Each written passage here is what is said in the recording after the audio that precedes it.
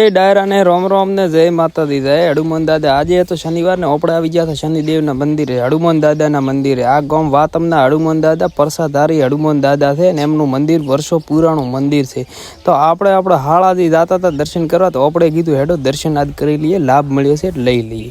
અહીંયાથી આપણે હેડ્યા દર્શન કરવા સારું, બેલ વગાડીને દાદાના દર્શન કરી, અગરબત્તી કરી બારે આ એક ભાઈ પૂજા કરતા હતા ને અહીંયાથી બહારનો વ્યૂ પણ જોઈ લઈએ કે આ કેવું છે। તે બારે જોયું તો ઝાડીને બીજી વડલા કેરીઓના ઝાડ બીજું પોતે હરીફરીને આવતા હતા। મને કે જય હનુમાન દાદા જય હનુમાન દાદા। મેં કીધું બીજો કોઈ મંદિરના ગામમાં દર્શન કરવા દેવું હોય તો હેડો વતાડી ગયો। મને કે હેડો અહીંથી બારા નીકળી, બારા ગયા ને એટલે સામે શાળા છે, જોરદાર શાળાનો પણ વ્યૂ એકદમ છે। તમે જો હું તમને વતાડું છું। તો અહીંયાથી આપણે બહાર આવ્યા, બધું આખું વ્યૂ લઈ લઈએ ને, પેલું વડલાનું બીજું ને આંબાનું બીજું સારું વ્યૂ હતું। અહીંયાથી બહાર નીકળ્યા, જો આ શાળાનું વ્યૂ છે અને એમના ગામનો રસ્તો પણ એકદમ સુંદર સાફ અને ખાલી ખમ પડ્યો છે।